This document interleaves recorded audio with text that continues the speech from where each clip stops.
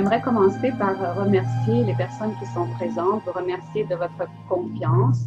Et je suis vraiment honorée, disons, de la confiance que vous me faites et du temps que vous consacrez à écouter cette conférence et à partager ce moment avec moi. Parce qu'en plus, le titre de cette conférence, il est plutôt déstabilisant, si on veut. Hein? Quand on parle de la crise mondiale actuelle et qu'on dit que peut-être cette crise est un miroir de qui nous sommes ou de ce que nous sommes, ça nous force à nous remettre en question et c'est pas quelque chose que tout le monde est prêt à faire ou que tout le monde désire vraiment faire. Alors, cette crise mondiale que nous traversons actuellement suscite, comme vous le savez, beaucoup de réactions différentes et elle fait aussi surgir beaucoup de questions. Mais d'un point de vue plus élevé, c'est ce que j'aimerais qu'on fasse ce soir, c'est observer cette crise d'un point de vue plus élevé, donc à partir de la perspective neutre et impartiale de notre conscience multidimensionnelle, en cet aspect de nous qui est plus grand que nous, qui en fait dirige constamment notre vie, même à notre insu. Et à ce moment-là, quand on regarde les choses d'une perspective plus élevée, la question la plus importante pour moi, c'est la suivante. Comment est-ce que cette situation peut-elle me servir à moi et servir la collectivité, l'humanité en général, si on veut, à faire émerger une réalité qui soit plus équitable, plus harmonieuse, hein, où la vérité est présente, où l'abondance, l'harmonie et la paix sont des valeurs qui sont à la base, si on veut, de toutes les structures humaines et de toutes les actions, de tout ce qui se passe sur la Terre. Alors, je pense qu'on peut s'accorder pour dire que ce qu'on voit actuellement, c'est une polarisation entre différents groupes qui grandit de plus en plus. Alors, il y en a certains qui choisissent de vraiment faire confiance aux autorités gouvernementales, médicales ou scientifiques, OK? Et donc, qui remettent entièrement la responsabilité de leur santé, de leur bien-être et acceptent toutes les mesures qui sont imposées, parce qu'ici, ce ne sont pas des mesures suggérées, mais vraiment des mesures imposées, sans remettre en question. On est dans la confiance. Enfin, je reviendrai un peu plus tard parce qu'il y a aussi la peur dans cette confiance. Et à l'autre bout du pôle, il y a des êtres qui voient dans ces mesures de restriction des mesures qui sont imposées sans base solide, sans discrimination, et qui voient donc une forme de contrôle qui mène à la perte de notre liberté d'être et de notre liberté d'expression. Et entre ces deux pôles, on a différentes zones, disons, de gens qui peuvent ne pas être d'accord, mais qui sont incapables d'en parler, qui restent, disons, silencieux, etc. Donc, il y a toute une gamme de réactions différentes. Ce qui m'amène à, disons, conclure, et je pense que vous pouvez le réaliser aussi, que même si la situation est semblable pour à peu près tout le monde, alors parce que peu importe dans quel pays on se trouve à l'heure actuelle, tout le monde fait face à un certain niveau de mesure, un certain niveau, la même, disons, crise sévit partout, mais c'est la réaction qu'on a devant cette crise qui crée notre réalité individuelle. Et je vais revenir sur ça là, tout au long de la conférence. Alors, pour se positionner devant cette crise et retrouver la confiance en un futur, disons, qui va nous permettre de vivre dans un monde meilleur, on doit commencer à s'interroger parce qu'on doit voir si on joue un rôle dans cette situation et si on joue un rôle, quel est ce rôle et comment peut-on donc influencer l'évolution de cette crise pour aller dans la direction qu'on désire au fond de nous, ce monde plus agréable, plus équilibré, etc. On doit aussi mieux comprendre comment, je dirais, la psyché humaine fonctionne ou les différents systèmes humains fonctionnent. Parce que ce n'est pas que la psyché, c'est aussi le système émotionnel, la peur, les émotions. Quels sont le rôle de nos émotions dans la manipulation qui se produit à l'heure actuelle? Et ça nous amène à nous poser des questions comme, est-ce qu'on est vraiment libre? Et si on est libre, si on n'est pas vraiment libre, qu'est-ce que c'est le libre arbitre? Puisque le libre arbitre suppose qu'on est libre, que donc personne ne peut rien nous imposer. Alors, si on n'est pas libre, si notre libre arbitre ne semble pas disons, être respecté, comment est-ce qu'on peut retrouver notre liberté? Donc, c'est les points que j'aimerais partager avec vous ce soir. Et puis, à la fin de cette conférence, si vous le voulez, il y aura une période où vous pourrez poser vos questions. Et je vous invite aussi à écouter avec un cœur ouvert, dans le sens où ce que je partage avec vous ce soir, c'est vraiment mon expérience à moi, ma perspective sur la situation à partir de ma compréhension de ce qu'est l'être humain, de ce qu'est notre place dans l'univers, de ce qu'est notre relation avec le divin ou le spirituel. Mais ça reste mon expérience et tout être humain à l'heure actuelle partage toujours à partir de son point de vue, disons, humain ou de sa perception humaine. Et c'est pour ça que souvent je dis, il n'y a pas une seule réalité parce que la réalité n'est pas le fait des circonstances extérieures. La réalité est toujours une combinaison entre ce qui nous est présenté et la manière dont on y réagit. Alors, j'aimerais commencer peut-être en rappelant certaines, disons, lois, on va dire, fondamentales, et des lois qui sont en fait maintenant, je dirais, révélées aussi par non seulement la science spirituelle, OK, mais aussi par la science quantique. Parce que le niveau de connaissance actuel que nous avons de l'être humain, y compris par les expériences de la physique quantique, nous montre sans l'ombre d'un doute qu'on a une influence sur notre réalité individuelle par nos pensées, par nos croyances, par nos désirs. Donc, tout ça, hein, ce côté énergétique, cet aspect énergétique, parce que nos pensées, nos croyances et nos désirs, ce sont des énergies, une énergie. Donc, ces énergies jouent donc un rôle important dans toutes les expériences que nous vivons. Et je pense que vous savez très bien, puisque vous assistez à cette conférence, hein, vous êtes certainement déjà à l'écoute de certaines choses et à la recherche aussi de certaines réponses. Donc, il y a toutes sortes d'enseignements sur la loi de l'attraction, les principes de manifestation, sur la manière d'attirer plus d'argent, d'attirer l'amour, etc. Mais il y a peu de gens qui comprennent vraiment la puissance de cet énoncé qu'on est un être qui crée. Parce que si on est des êtres créateurs, alors c'est qu'on crée tout le temps et en toute occasion. Pas seulement quand ça fait notre affaire, pas seulement quand ça va comme on le veut, OK? Et pas seulement notre réalité individuelle. C'est-à-dire qu'on participe, on contribue, hein, tous à la réalité collective par le fait que nous sommes interconnectés ensemble et que tout ce qui existe est relié et que donc tout ce que chaque personne, hein, tout ce que chaque personne pense, désire, croit, etc., influence la conscience collective. Hein. Donc, on apporte tout ce qu'on est, en tant qu'énergie, en tant qu'être humain, en tant que conscience, fait partie de la conscience collective. Et donc, chacun d'entre nous a une responsabilité, si on veut, quant à l'énergie que l'on projette, hein, dans cette conscience. Alors, ça nous amène à comprendre une chose, OK? Que si on crée notre réalité, on ne peut pas faire autrement que prendre conscience que même si on ne sait pas comment, même si on l'a fait d'une façon passive ou inconsciente, nous avons participé à l'émergence, disons, de la crise actuelle sur un plan collectif. Hein? Maintenant,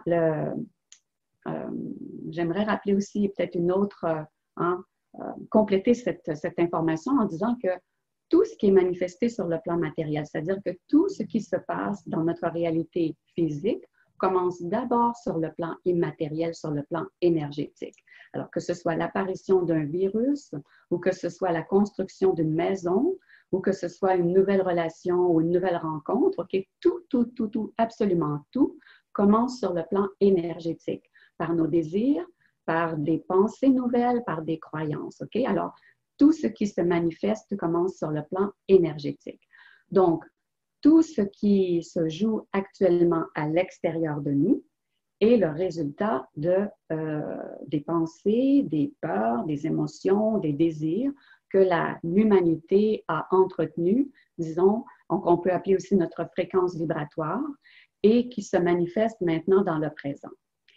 Maintenant, il ne s'agit pas vraiment ici de trouver un fautif ou de blâmer quelqu'un ou quelque chose, parce qu'on peut toujours faire ça et en général, c'est ce que la plupart des êtres humains ont tendance à faire parce que c'est ce qu'on nous a montré, qu'on n'avait pas de pouvoir et que c'est les autres qui sont la cause de nos difficultés ou de nos malheurs.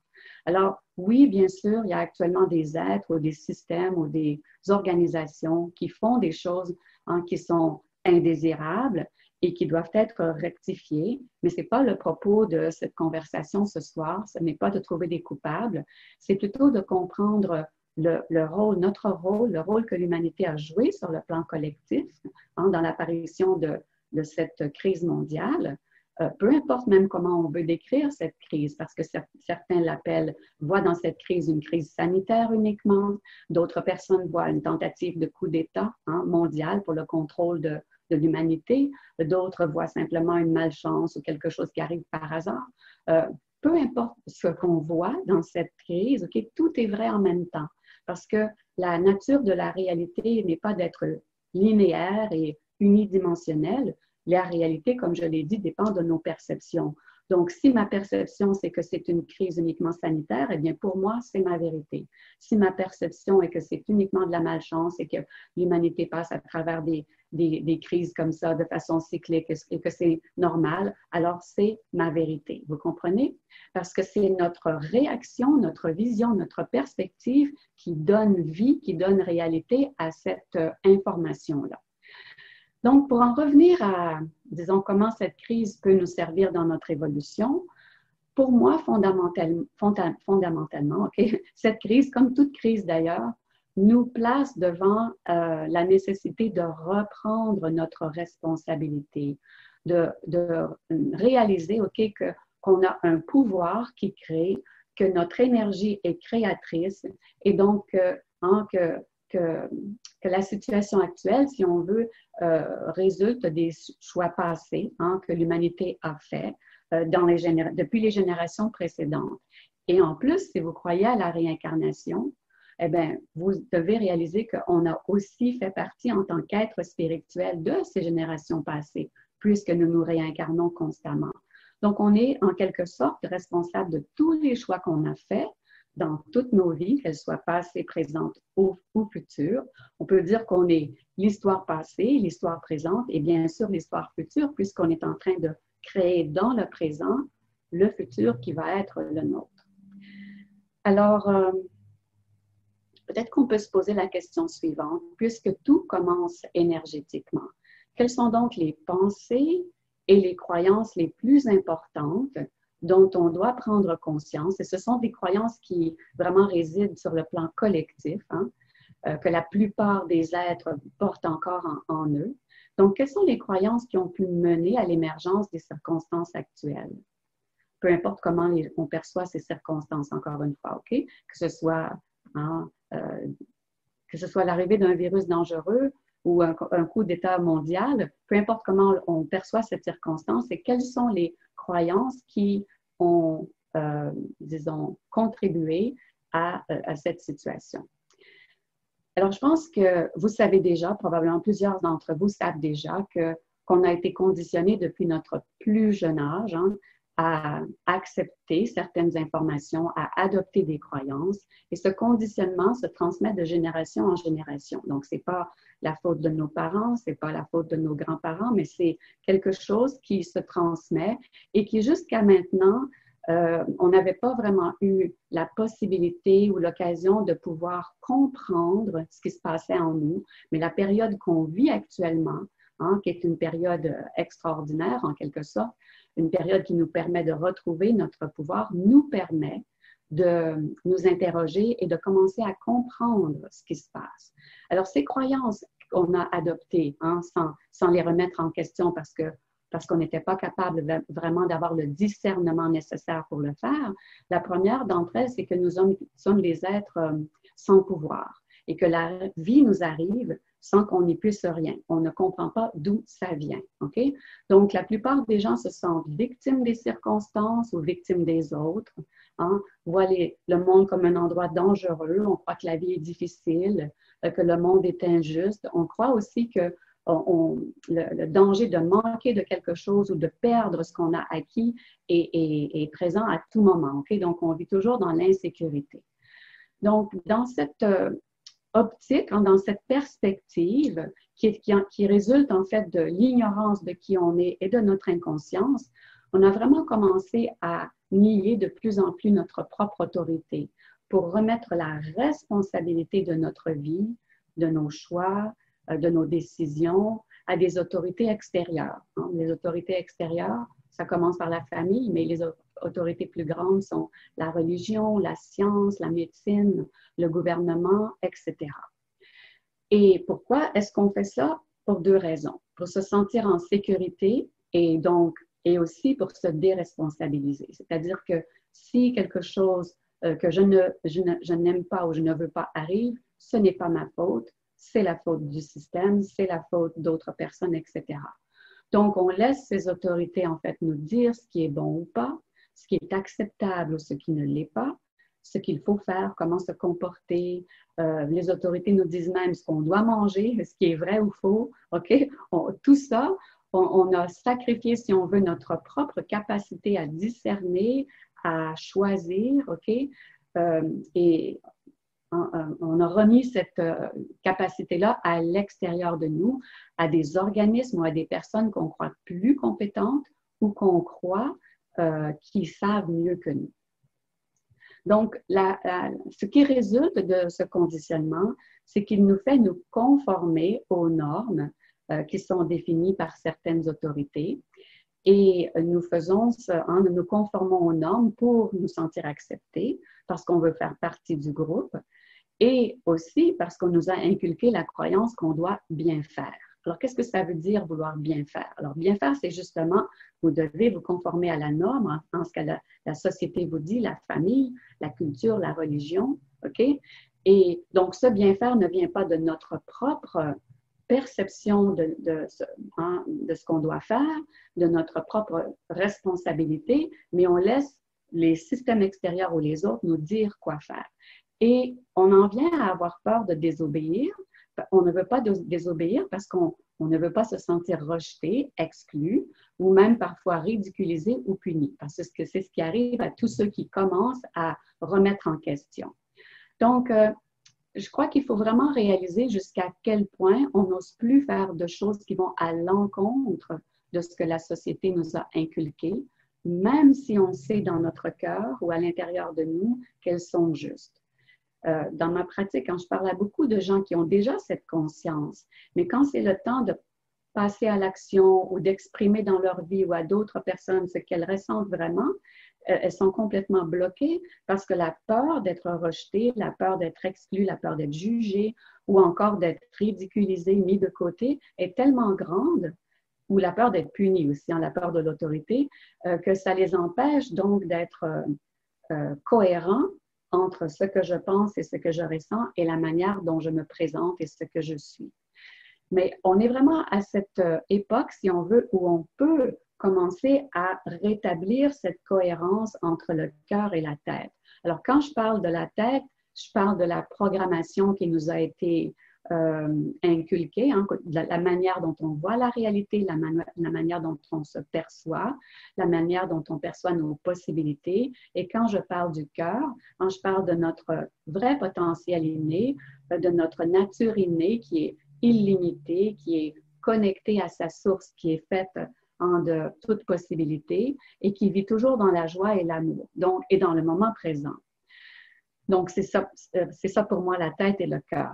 Mais pour aller donc un peu plus loin dans cette réflexion, je dirais que la bonne nouvelle, c'est que si on a participé, même inconsciemment ou passivement ou par ignorance, à l'apparition de ce qui se passe sur le plan mondial, parce que notre force créative, elle est toujours en action, qu'on le veuille ou non, qu'on le sache ou non.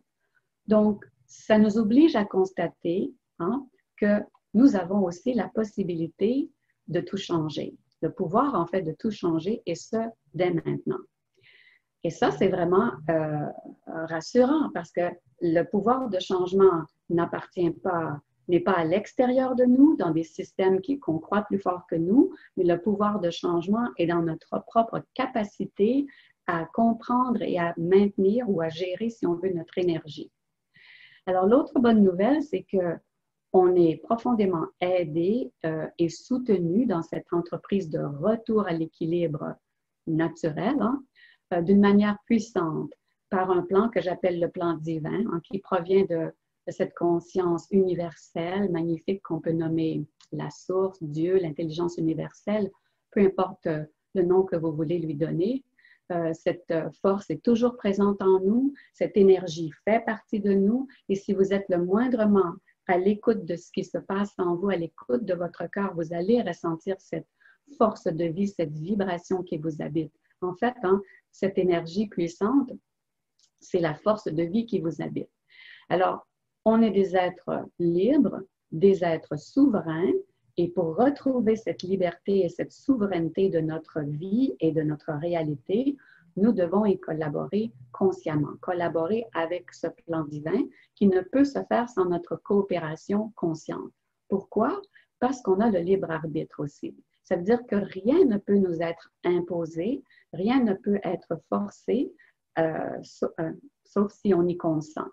Donc, on doit être prêt à transformer, si on veut, notre perception de nous. Et la première réalisation, si je veux résumer un petit peu ce que j'ai dit jusqu'à maintenant, c'est que je reprends la responsabilité de ma vie et la responsabilité de tout ce que je crée, autant sur le plan individuel que collectif. Alors, on va maintenant aller un petit peu plus loin puis voir comment est-ce qu'on peut influencer, si on veut, l'évolution de cette crise. C'est quand même un sujet assez complexe, OK? Mais ça commence par la possibilité de nous rappeler qui on est vraiment. Parce qu'on est à cette époque où l'énergie qui nous entoure, si on veut, la conscience qui est présente autour de nous permet de reconnecter avec notre nature véritable. Elle nous permet de nous rappeler qu'on a un pouvoir de création en tant qu'être humain lorsqu'on fonctionne en accord avec l'intelligence universelle, en accord avec les lois de la création, et que cette possibilité est maintenant présente pour tous.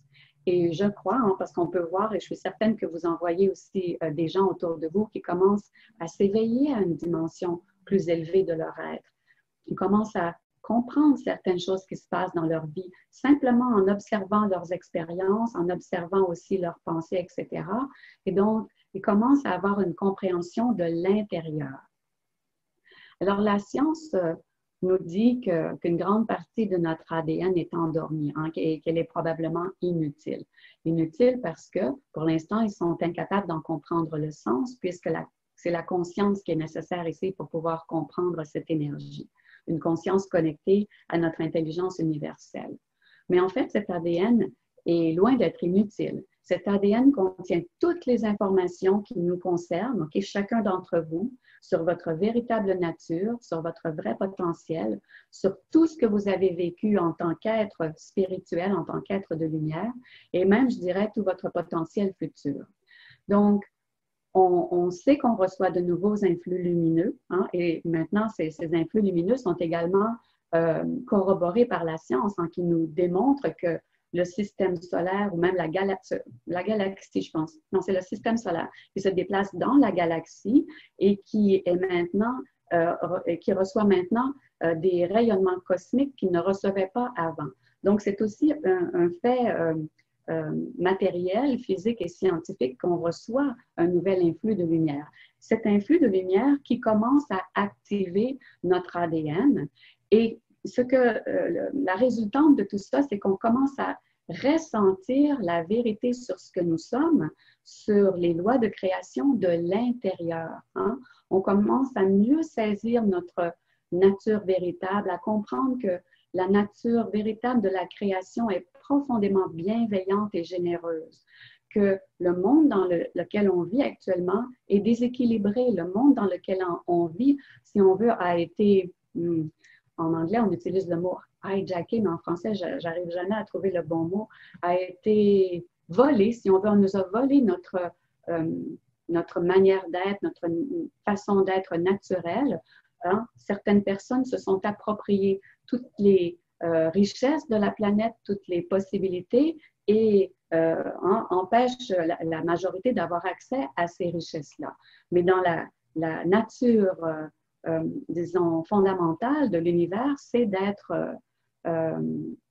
généreuse, abondante, bienveillante et de pourvoir à tous nos besoins.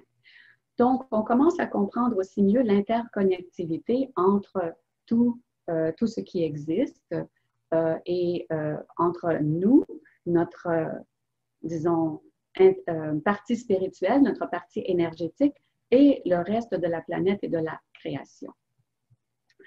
Alors, cette prise de conscience, je dirais qu'on est plus, qu'on est beaucoup plus que ce qu'on a voulu nous faire croire. C'est vraiment essentiel si on veut transformer le monde dans lequel on vit, si on veut faire évoluer cette crise d'une façon qui soit positive et bénéfique pour tous. Hein. Autrement dit, on doit commencer à revendiquer notre vraie identité. Notre identité réelle est celle d'un être qui est connecté à sa source, qui fait partie de la création, un être libre, un être souverain, qui a droit à l'autodétermination. Encore une fois, c'est très important parce que ça veut dire que rien ne peut nous être imposé sans notre consentement. Et je vais revenir un petit peu plus loin sur ce consentement, comment nous donnons souvent notre consentement sans nous en rendre compte parce qu'on ne connaît pas les lois de création. Alors, savoir qui on est et connaître le milieu dans lequel on évolue, c'est donc la deuxième, disons, réalisation qui est importante et qui va nous permettre de comprendre notre pouvoir et de le reprendre.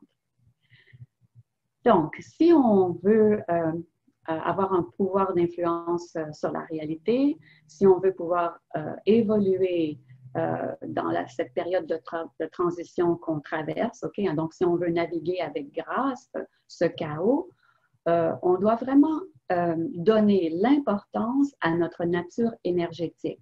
On doit vraiment réaliser que tout commence par l'énergie, dans l'énergie, par des idées nouvelles, par le désir qu'on a de les exprimer, de les réaliser et par le savoir intérieur, si on veut, ou la croyance qu'on a ce potentiel et cette possibilité. Donc, le changement ne débute pas par l'action. L'action, une action efficace, une action qui est transformatrice, va découler d'une intention qui est alignée avec notre, disons, notre pouvoir créateur universel, hein, aligné avec notre nature divine. Alors, encore une fois, j'aimerais rappeler qu'on est un être qui crée et que, en fait, tout l'univers est construit sur le même modèle. Donc, si on part de cette source qu'on appelle Dieu ou qu'on appelle l'intelligence universelle, OK? Imaginez que cette source, elle est parfaite, elle est illimitée, elle est infinie, n'a pas de début ni de fin. Et que cette source, en fait, notre origine vient de cette source qui se divise en particules, hein, et qui, cette étincelle d'énergie qui est de même nature que la source, devient notre essence originelle, OK? Notre nature fondamentale. Et ensuite, il y a tout un être qui est formé autour de cette particule. Mais cette énergie, si vous comprenez d'où elle vient et ce qu'elle est une énergie qui peut créer des univers. Donc, on doit vraiment maintenant cesser de se voir comme des êtres petits, impuissants, à la merci des circonstances et commencer à réaliser qu'on a beaucoup plus de pouvoir, mais que justement, on a tellement de pouvoir que si on croit qu'on n'a pas de pouvoir, eh bien, on se coupe l'herbe sous le pied, on limite notre pouvoir. Hein? Et souvent, on ne fait pas la relation entre ce qui nous arrive et ce qu'on pense et ce qu'on croit à cause du délai qui existe entre nos pensées, notre état d'être, autrement dit, et la manifestation. Mais la réalité, et ça a été, hein, j'ai eu l'occasion maintes fois de le vérifier moi-même dans ma propre vie, la réalité est toujours la projection de notre conscience, autant sur un plan individuel que collectif. Donc, la bonne nouvelle, c'est qu'à l'heure actuelle, étant donné l'influence lumineuse qui est présente actuellement, lorsqu'on désire quelque chose et avec beaucoup de conviction, la manifestation se fait de plus en plus rapidement, ce qui nous permet d'avoir une meilleure compréhension de ce processus, OK? Mais ça veut aussi dire que pour avoir une influence sur la réalité actuelle, pour obtenir une résolution de cette crise qui soit en accord avec le désir fondamental qu'on a, parce que je pense que tout le monde a le désir de vivre dans une société équilibrée, une société où les possibilités de nous exprimer, de vivre dans l'abondance, de vivre dans la joie, la collaboration sont présentes. Hein? Donc, fondamentalement, je crois que tout le monde a ce désir. Mais ce qui n'est pas cohérent, c'est la croyance en notre pouvoir ou les pensées limitantes qu'on a qui viennent limiter ce désir, qui viennent limiter notre capacité à exprimer, à faire vivre ce désir. Donc, vraiment, si on veut résoudre la situation actuelle, on doit être capable maintenant de maintenir d'une manière claire et constante dans notre être, hein, la vision du monde dans lequel on veut vivre. Et pour ça, on doit commencer par cesser d'accorder une attention négative à ce qui est présent autour de nous. Donc, ce qui se passe actuellement, c'est que la crise, bien entendu, est très présente. Elle nous impose des mesures qui nous font réagir pour la plupart.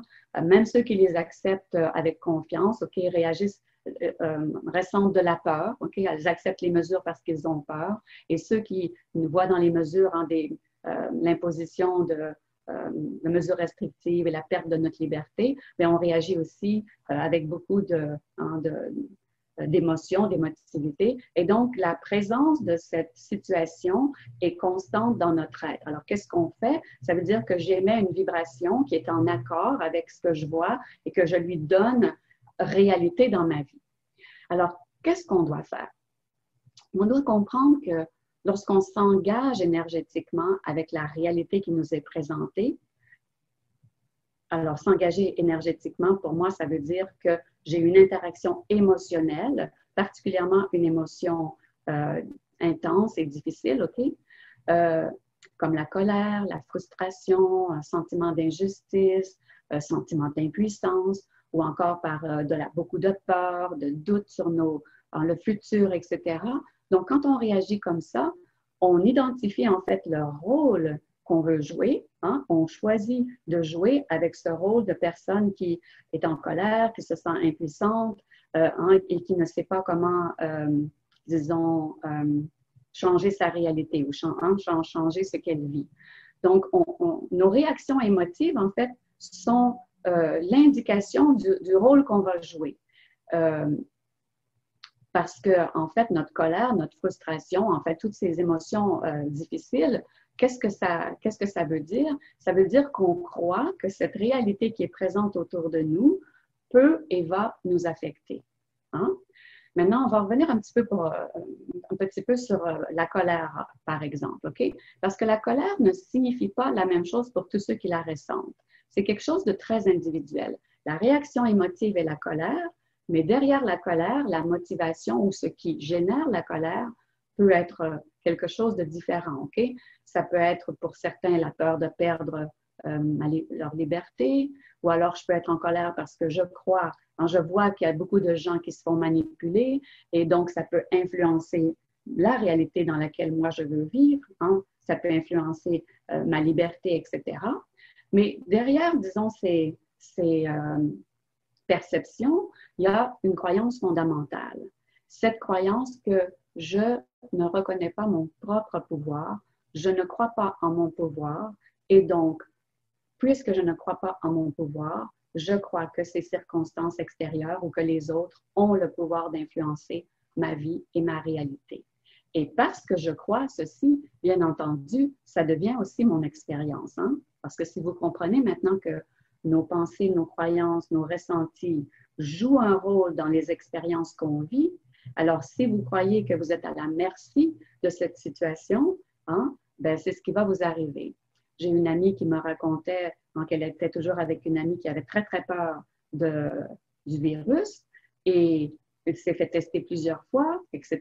Et finalement, elle a été malade. Elle a mon amie qui la côtoie toujours. Elle n'a pas été malade parce qu'elle ne croit pas au danger. Donc, déjà, on peut voir, si vous observez autour de vous, comment ça fonctionne, simplement en observant ce qui se passe autour de vous. Alors, qu'est-ce qu'on doit faire? Bon, c'est une question, c'est facile à répondre en une phrase, mais la difficulté, c'est d'implanter ce nouveau comportement, d'arriver à s'observer pour être capable d'agir de cette manière. Premièrement, il faut comprendre que ce comportement est celui qui est le plus élevé, disons. Donc, ce comportement, c'est d'arriver à observer la situation extérieure et ce qui se passe sans s'engager émotionnellement. Parce que quand on ne s'engage pas émotionnellement, mais qu'on observe avec neutralité, sachant que, OK, cette réalité a été créée par la collectivité, mais je ne suis pas obligée de l'accepter dans ma réalité. Et à ce moment-là, on devient capable de choisir une autre histoire. Certaines personnes parlent d'une autre ligne de temps, une autre dimension, peu importe le mot que vous voulez utiliser pour cette autre histoire. Et on doit comprendre, OK, que quand on observe de façon neutre, en comprenant que la lumière est de plus en plus présente à l'heure actuelle et que tout ce qui est caché va faire surface, que plus rien ne peut rester dans l'ombre. Plus rien ne peut rester dans l'ombre parce que la lumière éclaire tout. La lumière est l'énergie la plus puissante qui existe, la lumière divine, bien sûr. Et c'est une force active, contrairement à l'ombre qui est une force passive. Parce que, pourquoi je dis que c'est une force active? C'est que lorsqu'il y a de la lumière, il ne peut pas y avoir d'obscurité. Donc, la lumière et l'obscurité ne sont pas vraiment des opposés. La lumière est plus puissante que l'ombre. Donc, l'obscurité ne peut pas s'opposer à la lumière quand la lumière est présente. Donc, le fait que cette lumière soit présente actuellement, c'est ce que j'appelle le plan divin aussi, va provoquer, si on veut, des circonstances, va faire en sorte que la vérité devra faire surface. Tout est une question de temps, OK? Bien sûr, on voudrait que ça se passe rapidement et sans trop de drame. Et bien sûr, l'idée ici, c'est de désirer en notre cœur que l'émergence de la vérité se fasse avec le plus de fluidité possible et le plus facilement possible pour tous, OK? Mais vous comprenez donc que quand la lumière est présente, c'est une inévitabilité que l'ombre finisse par se dissoudre. D'accord? Maintenant, comment moi ou comment vous, dans votre vie personnelle, comment pouvez-vous contribuer à ce que la lumière puisse faire son travail? Comment est-ce qu'on peut faire évoluer d'une façon consciente les circonstances extérieures de manière positive ou bénéfique? Alors, premièrement, il faut accepter la réalité présente sans y résister. OK? Il faut comprendre que ce dont on est témoin actuellement dans la réalité sert un plus grand but, sert un grand but, même si notre compréhension humaine n'arrive pas à saisir tous pourquoi ou pourquoi ça doit se passer comme ça, on peut comprendre que peut-être certains êtres ont encore besoin de ce type d'expérience pour évoluer et ouvrir leur conscience. Donc, on doit s'efforcer de ne pas accorder trop d'attention, trop d'importance ou une attention négative aux circonstances extérieures, d'accord? Parce que cette impartialité, si on veut, est très importante parce que cette impartialité nous permet d'être dans l'amour. Parce que qu'est-ce que c'est l'amour? L'amour, c'est pas un sentiment, c'est pas dire j'aime tout le monde et j'aime ça. C'est d'être capable d'accepter tout ce qui se passe sans condamner, sans rejeter, avec compassion. L'amour, c'est de cesser la division, cesser de catégoriser entre ceux qui font bien et ceux qui font mal, ceux qui font les bons choix et ceux qui font les mauvais choix, ceux qui voient clair et ceux qui ne voient pas clair. Il faut vraiment cesser de catégoriser et de diviser, parce que quand on divise et on sépare, on fait le jeu de cette matrice de l'illusion, on fait le jeu de tout ce qui est derrière la crise actuelle, d'accord? Et ensuite, une fois qu'on a compris ça, on doit s'efforcer de rester dans des pensées nouvelles, des pensées qui sont en accord avec la vie qu'on désire avoir, et garder notre attention sur ce qu'on veut.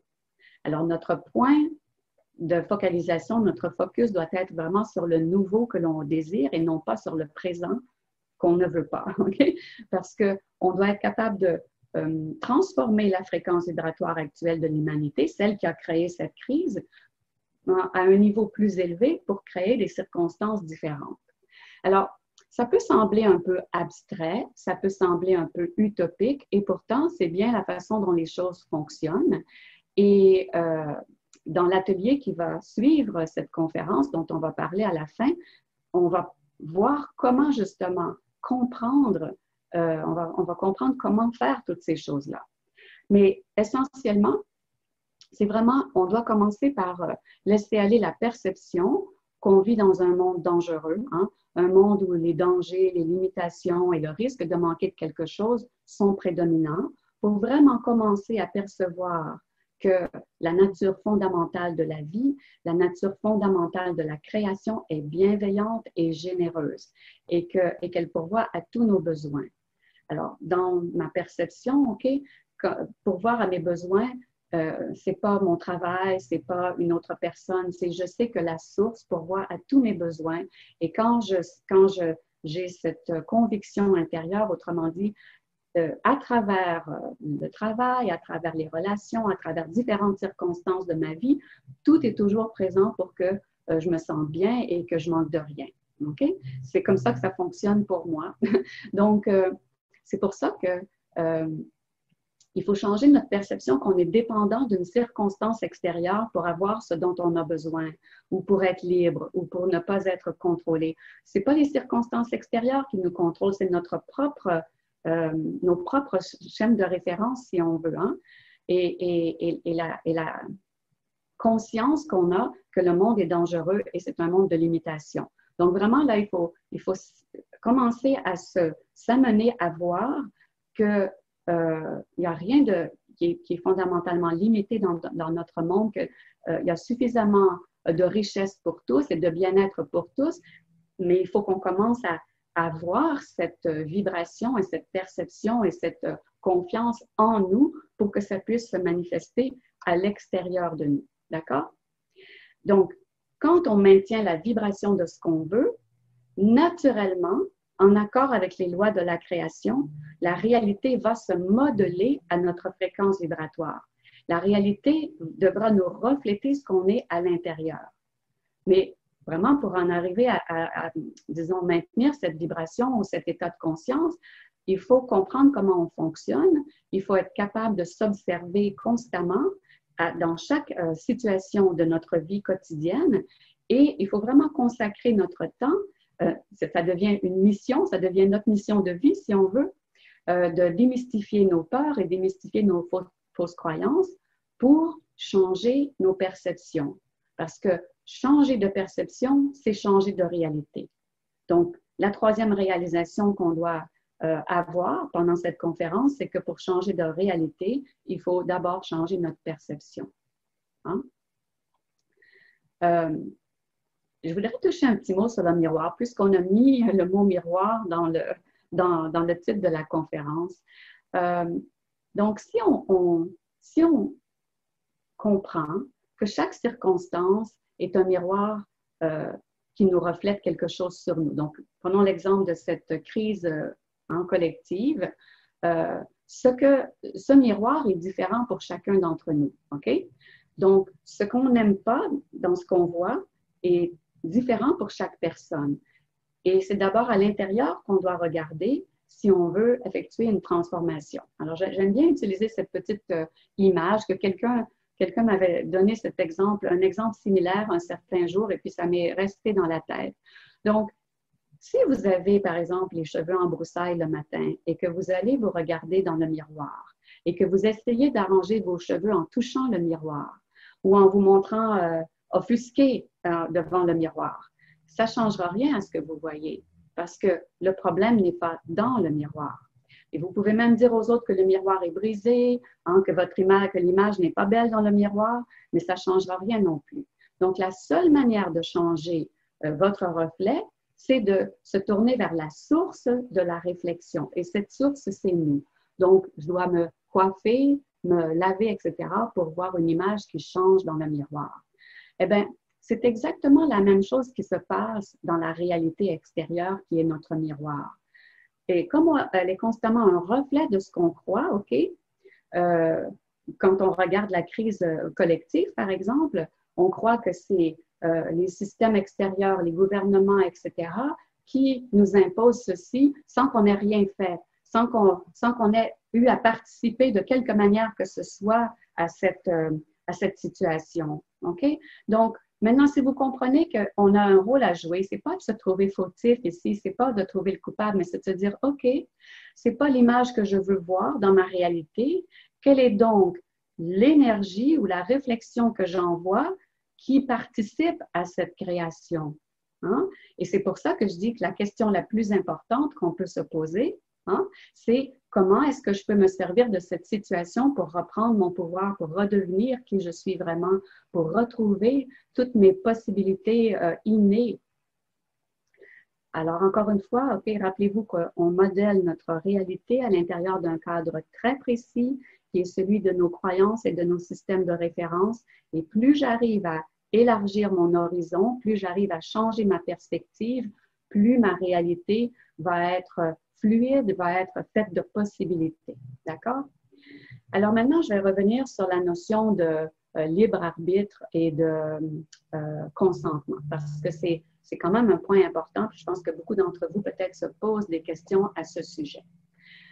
Alors, si on a le libre arbitre et qu'on est un être créateur, hein, comme je l'ai dit, rien ne peut nous être imposé sans notre accord. Maintenant, cet accord, c'est quelque chose de vibratoire. C'est pas je dis oui ou je dis non. OK? C'est que lorsque j'entre en accord vibratoirement avec ce qui m'est présenté, je suis sur la même fréquence vibratoire, comme je vous ai dit tout à l'heure. Si vous si vous réagissez par la peur ou par une réaction émotionnelle, une charge émotionnelle négative, mais vous entrez en accord avec cette énergie et vous l'acceptez dans votre réalité. C'est une manière de donner notre accord, d'accord? Alors, la peur, entre autres, est vraiment le système par lequel les systèmes de contrôle, d'autres êtres peuvent nous manipuler et nous imposer leur choix. Parce que la peur, c'est le signe qu'on accepte une réalité, la réalité qu'on veut nous faire voir, OK? En lui donnant de l'importance, en lui donnant notre attention et en croyant que ce que l'on me dit peut se produire dans le futur. Donc, vraiment, la peur est le signe qu'on donne notre consentement à ce qu'on observe. Parce qu'on décide que ce qu'on observe est plus fort que nous, hein, plus fort que notre propre choix, que notre propre désir et que notre propre volonté. Alors, si on en revient à la crise, je vais prendre un petit peu l'exemple du port du masque pour qu'on comprenne un peu mieux comment ça fonctionne. Alors, on nous dit maintenant, les circonstances sont un peu différentes pour tous. Pour certains, on doit porter le masque dès qu'on va à l'extérieur. Pour d'autres, c'est uniquement dans les endroits publics. Et là, il y en a qui parlent de même obliger le port du masque à l'intérieur de nos résidences privées. Enfin, il y a différentes circonstances, mais le processus est le même. Et ici, ce que j'aimerais dire, c'est que ce n'est pas à moi de vous donner la réponse. C'est à chacun de vous de trouver la réponse qui vous convient en écoutant votre autorité intérieure. Parce qu'en réalité, il n'y a pas une seule réponse, il n'y a pas une de bonne ou de mauvaise réponse, il y a uniquement des choix qui correspondent au rôle que vous êtes capable de jouer, que vous êtes prêt à jouer, et donc à l'expérience que vous choisissez de vivre. Et dites-vous toujours que l'expérience que vous vivez est une expérience qui vous permet d'apprendre quelque chose. Donc, si vous faites des choix en vous disant « je fais de mon mieux » et je fais de mon mieux, déjà, vous allez au moins vous ouvrir à une possibilité d'apprendre. Je fais de mon mieux, mais en même temps, je reste ouvert à ce que cette situation me fait vivre pour évoluer à travers cette expérience. Donc, la première chose, c'est de vous demander qu'est-ce que je ressens face à cette directive? Parce que dans le ressenti, c'est le premier niveau d'information, la première forme d'énergie qui nous donne des réponses.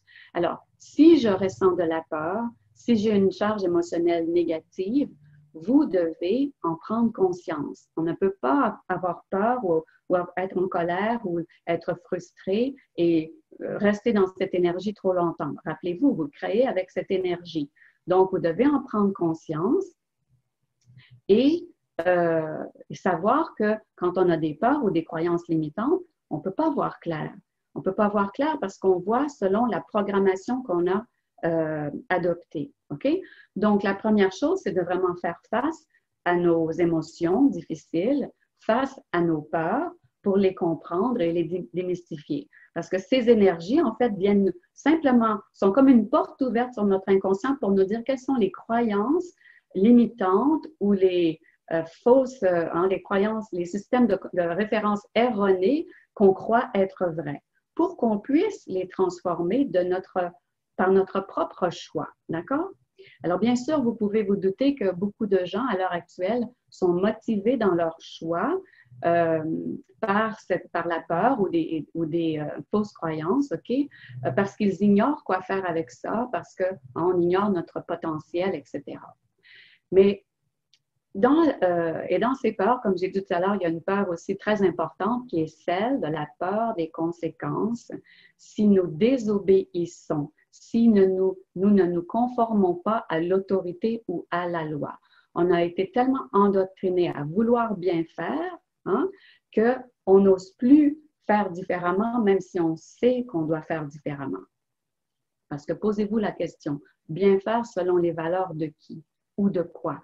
Et à quel moment est-ce qu'on va cesser de suivre aveuglément?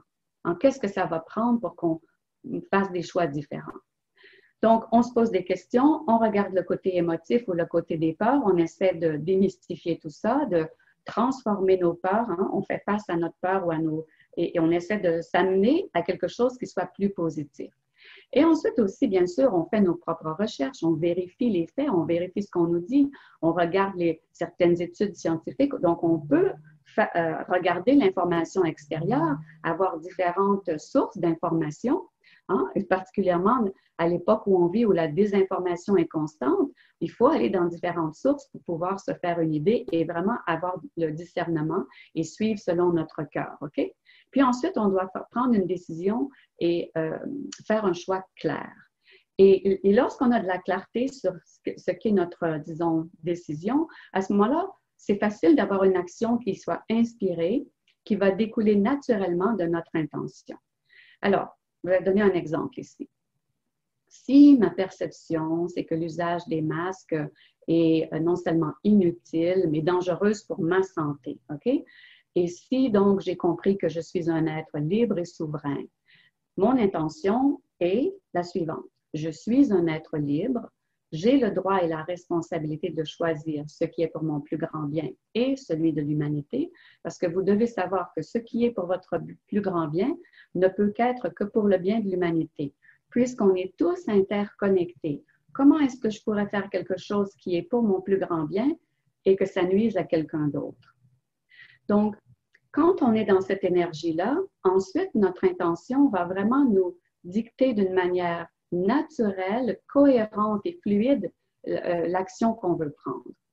Maintenant, ce que j'aimerais ajouter ici, OK, comme j'avais dit tout à l'heure, il n'y a pas une seule manière, il n'y a pas une seule réponse, il n'y a pas un seul choix. Chacun a la liberté de choisir la manière dont il va répondre à la situation, OK, en toute, je dirais, honnêteté avec là où on en est dans notre cheminement. Maintenant, le plus important, c'est d'avoir de la cohérence entre ce que l'on pense et ce que l'on croit et les actions qu'on va poser. Et je ne sais pas si vous connaissez Abraham, mais j'aime bien certaines de ses citations. Alors, Abraham dit « Le meilleur chemin est celui de la moindre résistance. » Parce que si vous avez compris que ce que vous ressentez est primordial pour créer votre futur, vous devez vous amener à vous sentir bien dans l'action que vous allez poser.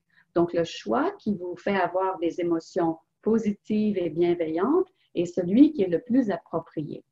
Alors, si, par exemple, je ne suis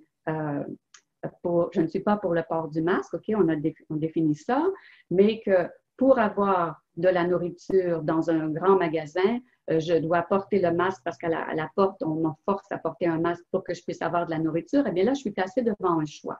Soit je porte le masque, je choisis de porter le masque parce que je choisis d'aller dans ce magasin, soit, si c'est possible, je choisis d'aller dans un endroit où je ne porte pas de masque, ou soit je cultive ma propre nourriture. Mais vous avez plusieurs choix, mais vous devez être cohérent avec ce que vous voulez. Et si vous faites le choix de porter le masque pour aller dans un grand magasin chercher de la nourriture, soyez cohérent avec votre choix. Dites-vous, je fais du mieux que je peux pour répondre à mes besoins dans les circonstances actuelles, mais ce n'est pas mon choix de porter un masque. C'est ce que j'appelle être cohérent. On n'est pas en résistance, on n'est pas en opposition, mais on est dans un flot d'énergie qui nous permet de créer notre futur avec une énergie qui est cohérente et positive. D'accord?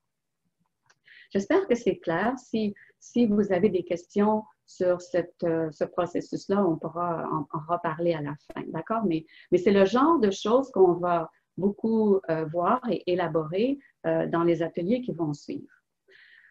Alors, vous réalisez bien hein, que quand on se conforme à des règles imposées de l'extérieur, sans les remettre en question, parce qu'on a peur, parce qu'on est insécure, parce qu'on ne sait pas, c'est comme ça qu'on perd notre liberté.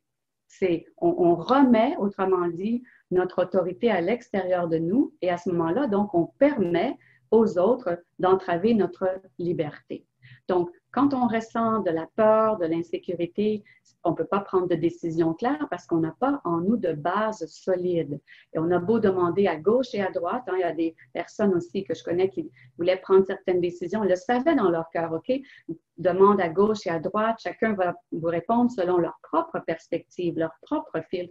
On ne sait toujours pas, mais donc on n'a pas de base solide pour décider parce qu'on n'est pas on n'est pas à l'écoute de ce qu'on ressent, on reste dans nos doutes et dans nos peurs.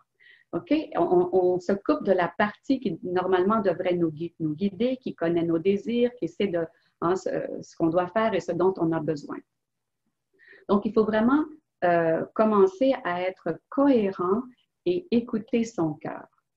Alors, on accepte de nier ou d'ignorer notre nature véritable, hein, d'oublier qui on est vraiment pour se sentir aimé, accepté, pour faire partie du groupe. Et ça, c'est abdiquer notre pouvoir, abdiquer notre guidance. Donc, une autre réalisation ce soir, c'est que de savoir que un de nos pouvoirs les plus grands est celui de choisir et celui de faire des choix conscients, des choix qui ne sont pas motivés par la peur des conséquences, mais qui sont alignés avec notre savoir intérieur. Et c'est l'énergie, comme j'ai dit, avec laquelle nous faisons notre choix qui compte. Hein? Parce que c'est notre énergie, notre pensée, notre ressenti qui crée en premier et non pas nos actions. Alors, je vais aller un peu plus loin parce que il est déjà une heure, on a déjà une heure. Alors, plus on devient conscient de ce qui se passe en nous, plus on accepte de laisser de côté notre conditionnement, c'est-à-dire tout ce qu'on a cru vrai jusqu'à maintenant, OK? Plus on voit que les autorités décident d'après leur propre système de référence qui n'ont rien à voir avec le nôtre, OK? Donc, plus on choisit librement, plus notre conscience a une vibration puissante, une vibration élevée qui a un pouvoir de transformation sur la réalité. Alors, vous pouvez imaginer que les gens qui vibrent dans la peur, dans l'insécurité, ont une vibration très basse. Supposons qu'on prend une échelle de 0,1 Hz à 1000 Hz. Si je vibre dans la peur et dans l'insécurité, OK, je suis quelque part dans les 50, 100 Hz, etc. Ce n'est pas très puissant. Mais si je suis une personne qui vibre dans la connaissance de soi, la connaissance de mon pouvoir intérieur, que j'ai une vision claire de la vie dans laquelle je veux vivre, que je sais aussi que je peux et réaliser ce que je désire, disons que je vibre à 1000 Hz, eh bien, j'ai un pouvoir d'influence énormément plus grand que la personne qui vibre basse.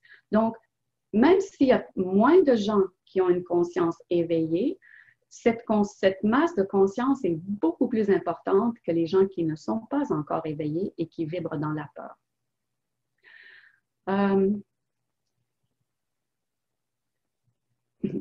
Peut-être qu'on peut se poser quelques questions. C'est une question des fois que j'ai posée parfois à d'autres personnes, mais en se posant ces questions-là, ça nous aide à voir où est-ce qu'on en est et si on a encore des réactions, des charges émotionnelles négatives. Alors, premièrement, vous pouvez vous demander, hein, fermez les yeux un instant, centrez-vous sur le cœur et dites-vous, si je reconnaissais et j'acceptais que je suis un être divin et que je suis responsable de mes choix. Hein? Si je reconnaissais que la réalité que je vois, hein, je participe à cette création, comment est-ce que je me sentirais? Qu'est-ce qui arriverait? Hein, vous sentez-vous capable de faire cette réalisation et de l'accepter?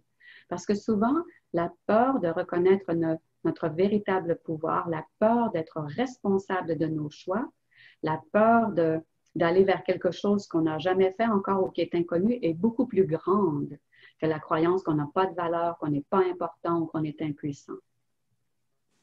Autre chose aussi, quand vous pensez à votre gouvernement et aux mesures qu'il essaie de vous imposer, êtes-vous capable de voir votre gouvernement dans la lumière ou est-ce que vous le voyez uniquement manipulé par les forces de l'ombre? Encore une fois, on crée avec notre perception et nos croyances. Donc, si je suis constamment à me dire que mon gouvernement est manipulé par les forces de l'ombre, même si c'est vrai dans le moment présent, si mon attention est constamment tournée vers ça, c'est ce que je maintiens. Donc, je dois imaginer que mon gouvernement, le gouvernement que je désire, est infusé par la lumière. Je dois maintenir cette énergie en moi, ce savoir intérieur que c'est le gouvernement qui existe déjà sur un plan énergétique. OK, je le fais vivre sur le plan énergétique pour qu'il puisse se manifester sur le plan matériel. Même chose quand vous pensez à tous ceux qui n'ont pas la même opinion que vous. Comment est-ce que vous les voyez? Est-ce que vous les imaginez comme des êtres libres de leur choix, comme des êtres spirituels ayant la possibilité d'évoluer à travers leurs expériences? Ou si vous les voyez comme des êtres qui vous dérangent, des êtres inconscients et qui ont le pouvoir d'influencer votre réalité et de vous empêcher de vivre la vie que vous voulez. Vous voyez comment notre perception sur une situation est ce qui est l'énergie avec laquelle on crée l'évolution de cette situation. Donc, pour que les choses puissent changer et évoluer dans un sens positif, il faut vraiment cesser de percevoir les autres sur le plan humain, les autres et les circonstances extérieures sur le plan 3D ou le plan humain, hein, parce que c'est une expression temporaire et transitoire. On doit reconnaître, on va parler des autres êtres, que chez l'autre, sa nature véritable, sa divinité intérieure. Et on doit faire de cette information une réalité. C'est-à-dire qu'en mettant notre attention sur cette information, c'est comme ça qu'on permet à cette information de devenir une réalité matérielle. En reconnaissant ce qui est vrai, en fait, et qui est déjà présent dans chaque être humain, on donne à cette information on active, autrement dit, la possibilité de manifester cette information dans la réalité matérielle. Et bien sûr, ça ne va pas changer tout de suite, mais on plante, autrement dit, une graine. On arrose une graine qui existe déjà et qui va germer lorsque le terrain va être prêt. Donc, la prochaine réalisation qui est importante avant de terminer cette conférence, OK, c'est que votre regard sur les choses crée. Tout ce que vous percevez, crée. Et lorsque vous allez reconnaître la puissance de votre énergie créatrice, vous allez comprendre pourquoi toutes les choses vous arrivent et tout ce que vous créez. Alors, encore une fois, une des réalisations importantes qu'on doit faire, c'est que le sentiment de séparation doit faire place à un sentiment d'inclusion. La peur doit être remplacée par l'amour. Le connu doit être laissé derrière pour faire place au nouveau. La personnalité ou notre aspect humain doit accepter de laisser la direction de sa vie à notre aspect spirituel. Et donc, cesser de vouloir contrôler. Encore une fois, pas encore une fois, mais c'est une autre croyance que beaucoup, ou une autre peur que beaucoup ont, celle de perdre le contrôle. Parce que si je laisse une force plus grande que moi prendre le contrôle, qu'est-ce qui va m'arriver? Hein?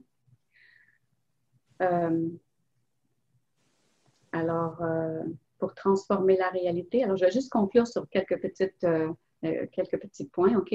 Donc, transformer la réalité se fait en démystifiant toute forme de peur. Hein? Si vous restez dans la peur, vous allez toujours maintenir quelque chose que vous ne voulez pas dans votre vie. Donc, quand on accepte notre pouvoir de création et qu'on comprend son fonctionnement, on comprend que la peur est une illusion, hein, que la peur est implantée dans notre conscience pour limiter notre pouvoir. C'est vraiment ça pourquoi la peur. Alors, qu'est-ce qui se passe dans la crise actuelle? Qu'est-ce qu'on fait dans les médias? On implante la peur parce qu'on ne parle que des mauvaises nouvelles.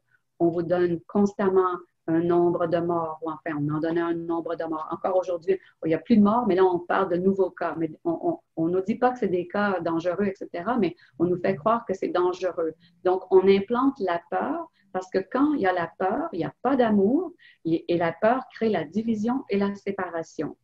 Donc, le jeu disons, des forces de l'ombre, OK, pour donner un terme général, c'est vraiment de maintenir la peur. Et quand il y a de la peur, on n'a donc pas de clarté et on n'a pas de pouvoir. Alors, donc, démystifier la peur, en prendre connaissance et vraiment réaliser que c'est la première chose qu'on doit faire, c'est quelque chose de vraiment essentiel. Ensuite, on doit comprendre les lois de création, OK? Avec la responsabilité de savoir qu'on est un être créateur, on doit apprendre à créer. On doit donc vraiment... mais on apprend dans l'expérience, d'accord? Il faut réaliser ici que c'est quelque chose qui se fait avec de l'entraînement. D'abord, on comprend, ensuite on essaie. Et que c'est par l'expérience qu'on apprend.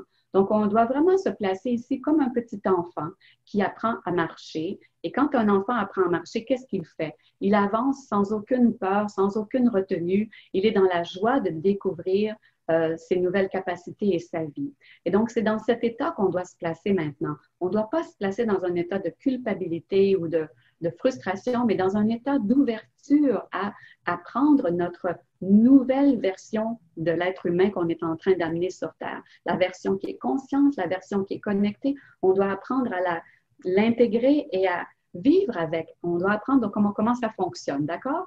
Et donc, cet apprentissage nous ouvre la porte à de nouvelles possibilités. Il nous fait oser aller vers l'inconnu, parce que l'évolution se fait par le changement. Donc, pour grandir, il faut aller vers l'inconnu. Il faut oser aller vers l'inconnu. Alors, l'inconnu, ça signifie quoi? Qu'il faut lâcher prise sur tous les systèmes de référence qu'on a adoptés, à peu près sur tout ce qu'on a cru vrai jusqu'à présent.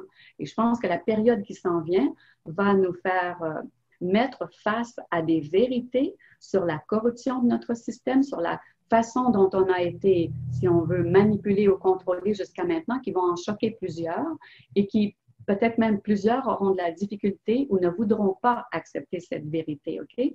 Donc, autrement dit, sur l'illusion dans laquelle on a vécu jusqu'à maintenant.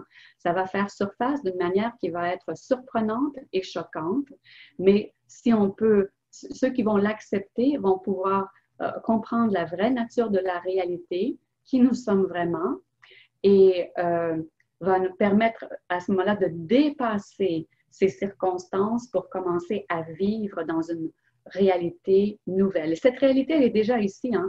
Les gens qui sont dans cette énergie vivent déjà cette réalité-là en dépit des circonstances extérieures. Alors, je vais finir sur une petite citation que j'aime, je pense que je l'avais écrite dans le petit document de promo. Hein. Ça dit « Une nouvelle réalité émerge d'abord et avant tout par ce que nous pensons et ressentons. Continuer à penser et agir de la même manière en espérant un résultat différent, c'est être ignorant de notre nature vibratoire et énergétique et méconnaître la nature de notre pouvoir créateur. » Alors là-dessus, je vais vous demander si vous avez des questions et j'espère que ça vous a éclairé. Ah oui, c'était très clair. C'était très clair. Alors, Patrice m'a dit le mot en français pour hijacker et pirater. Merci, OK. Et Catherine dit, je me sens dans la joie et la sérénité. Alors oui, je sais, c'est un sujet quand même très profond et très vaste, mais n'hésitez pas à poser vos questions, même si ça vous semble des petites questions ou des choses plus ou moins importantes. Parfois, c'est l'éclairage dont vous avez besoin pour mieux saisir.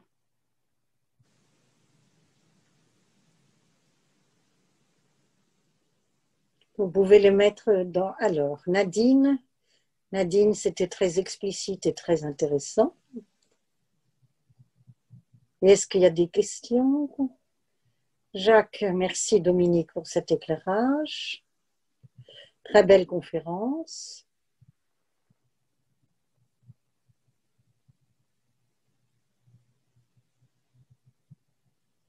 OK, alors ce qu'on peut faire, peut-être vous pouvez penser à vos questions, puis entre-temps, on peut parler peut-être un peu de l'atelier, Daniel. D'accord. Alors, ah oui, alors Catherine dit qu'elle a remarqué que les personnes qui ont été malades du virus étaient effectivement attachées à celui-ci. Voilà.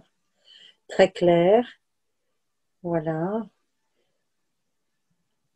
Alors, profitez quand même pour poser vos questions. Voilà, c'est bien pour tous les compliments, mais peut-être que vous avez des questions qui permettraient voilà, d'aller encore plus loin ou de vous exprimer par rapport à quelque chose que vous avez vécu ou que vous avez observé.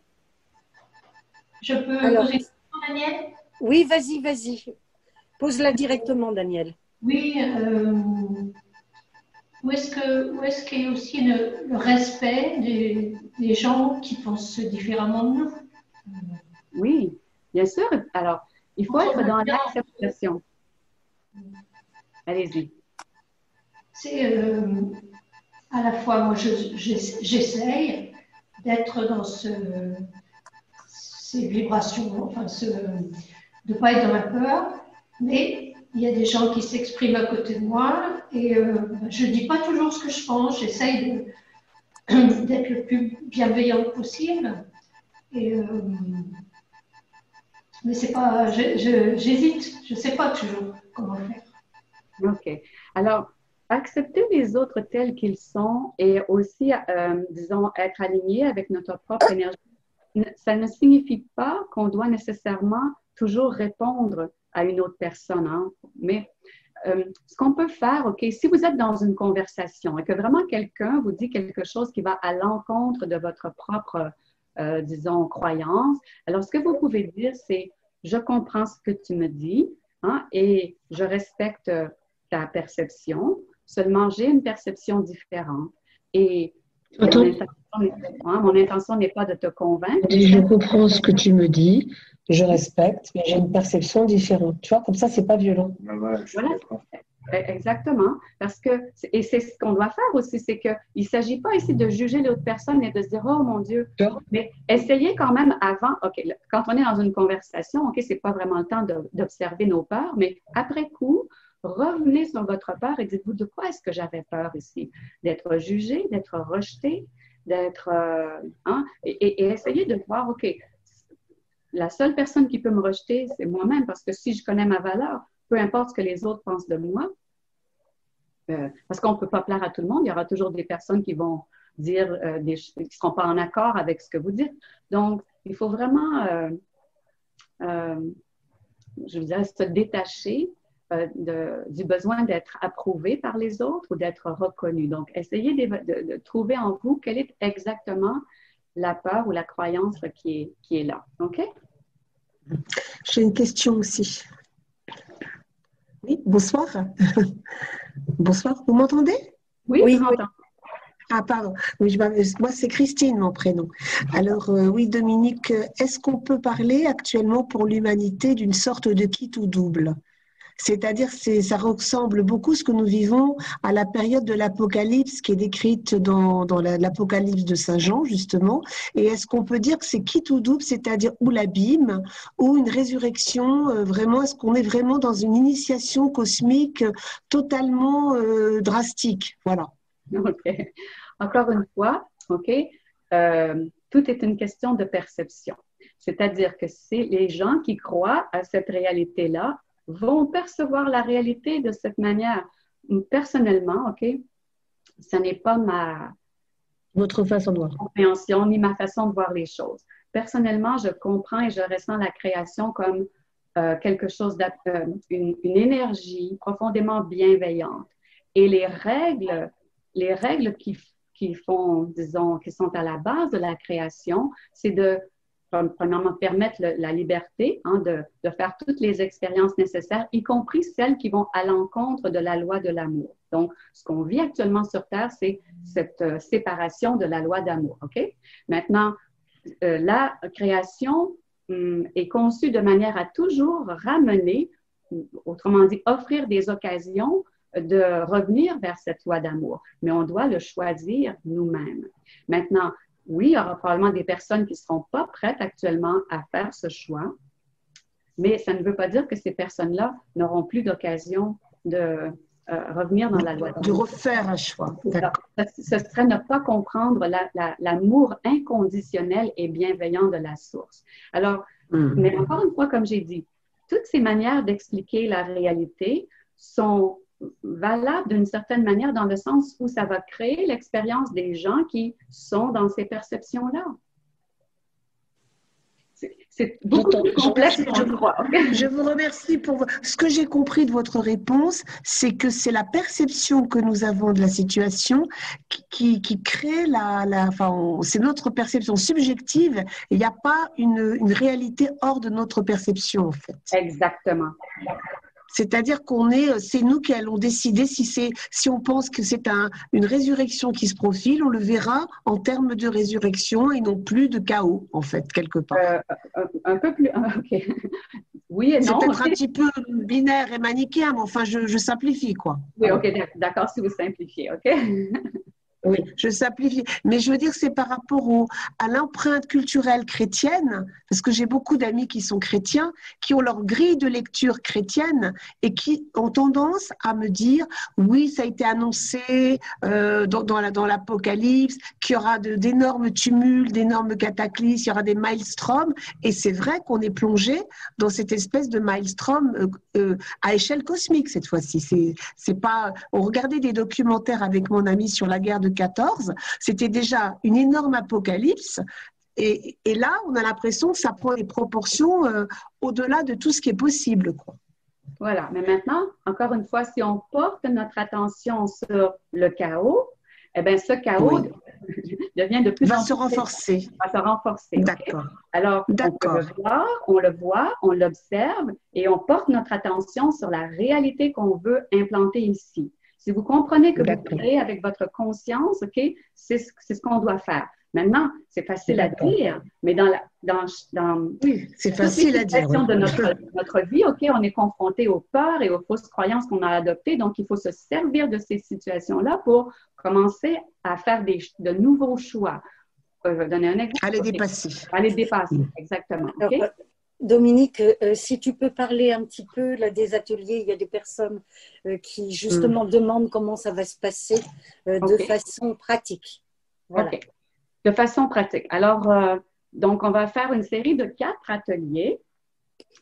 Et vraiment, ces ateliers-là, je les ai conçus de manière à vous donner une perspective d'ensemble de l'être que nous sommes, de façon à nous faire voir aussi comment on fonctionne et quels sont les outils en tant qu'être humain qu'on a et qu'on peut utiliser pour créer premièrement, mais je vais aussi donner des outils qui nous permettent de nous rééquilibrer, c'est-à-dire exactement comme on vient de dire, comment je fais dans la vie de tous les jours lorsque je parle à quelqu'un qui n'a pas la même opinion que moi et qui constamment essaie de me faire changer d'idée, comment est-ce que je dois réagir?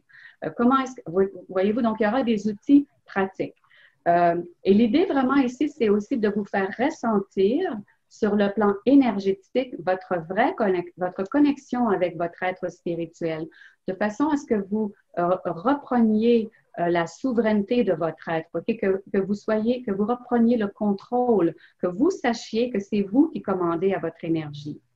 Donc, il y a une partie des ateliers qui vise à vous donner à éduquer, si on veut, à vous faire comprendre, et une autre partie qui sont des exercices pratiques. D'accord? Donc, le premier atelier, vraiment, c'est sur les outils. On va comprendre la fausse matrice, comment elle fonctionne, la nouvelle matrice, OK? Comment reconnaître quand on agit encore avec les programmations de la fausse matrice pour pouvoir s'amener dans la matrice divine, d'accord? Donc, on va vous montrer quel est protocole pour vraiment se mettre en alignement avec le flot de l'intelligence universelle. Et on va parler aussi de la cohérence. J'en ai parlé un petit peu dans la conférence, hein, pourquoi c'est important d'être cohérent. Mais là, je vais expliquer plus en détail comment on peut reconnaître quand on est cohérent dans nos pensées, nos désirs et nos actions et quand on ne l'est pas. Et quelle est la différence entre les deux.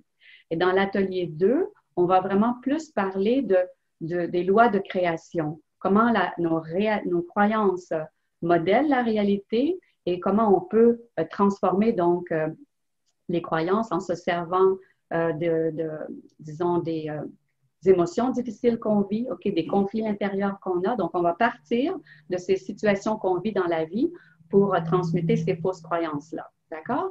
Dans l'atelier 3, on va plus travailler sur la liberté, le sentiment de liberté, le sentiment de confiance, et travailler sur démystifier la peur. Donc, on va vraiment aller voir qu'est-ce qu'on fait quand on a une peur.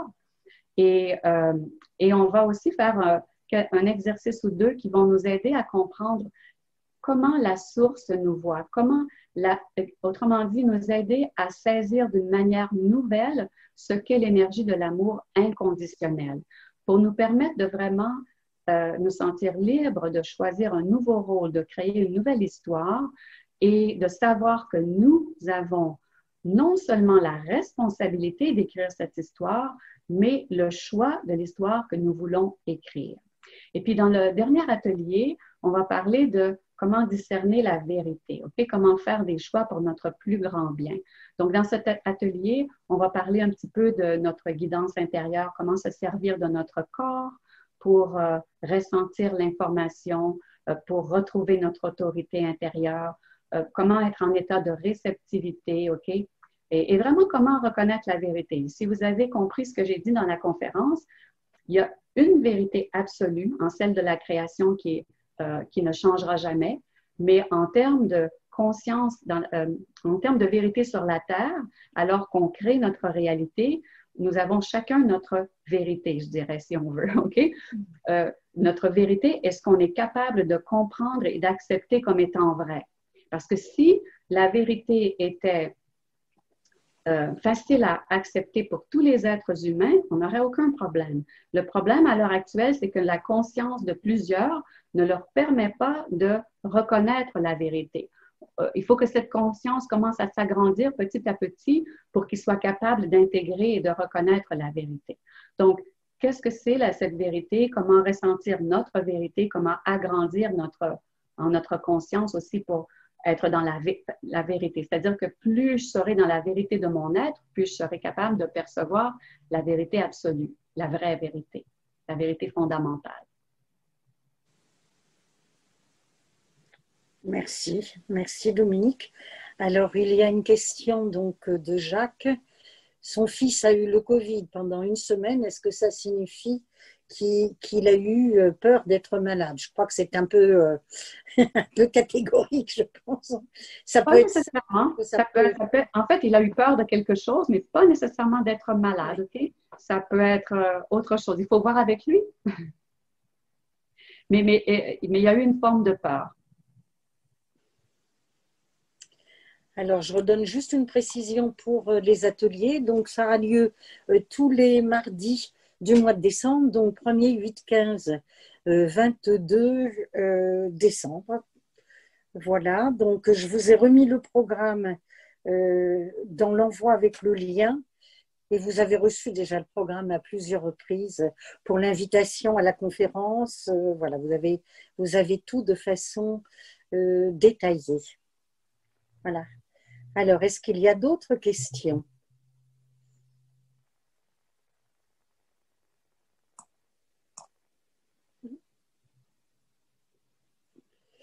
Oui, Béatrice, oui, s'il y a une date qui n'est pas possible, oui.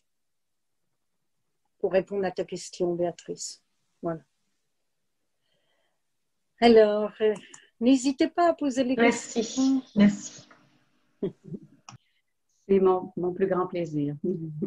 On n'a pas toujours la possibilité de s'exprimer, donc n'hésitez pas.